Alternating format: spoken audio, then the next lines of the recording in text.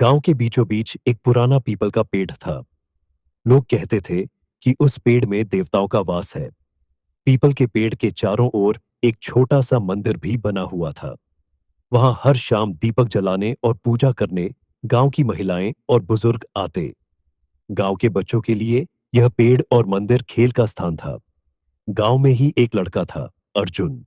वह 16 साल का था, पढ़ाई में सामान्य और थोड़ा शरारती भी। उसकी माँ सुनीता उसे रोज समझाती कि पढ़ाई में मन लगाओ, लेकिन अर्जुन के दिमाग में हमेशा शरारत चलती रहती।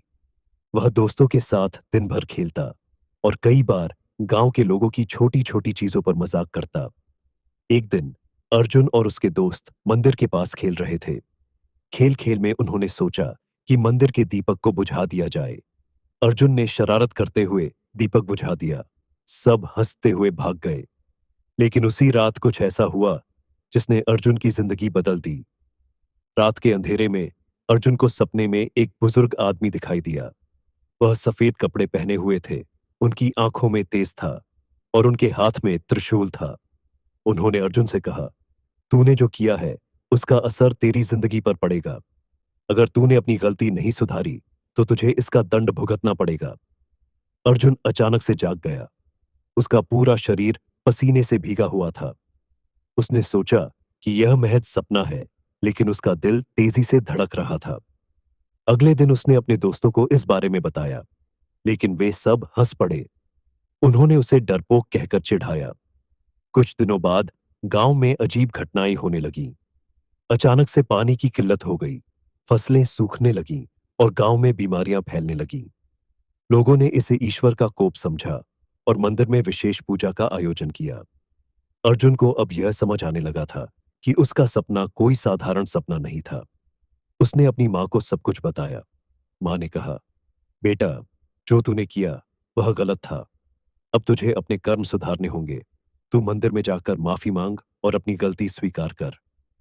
अर्जुन ने साहस जुटाया और मंदिर गया। उसने भगवान से अपनी गलती की माफी मांगी और दीपक जलाने का वचन दिया।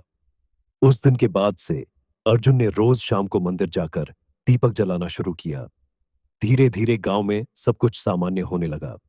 बारिश हुई, फसलें लहलहाने लगीं और बीमारियां खत्म हो गईं। गांव वालों ने इसे चमत्कार माना, लेकिन असली चमत्कार अर्जुन की सोच में आया बदलाव था।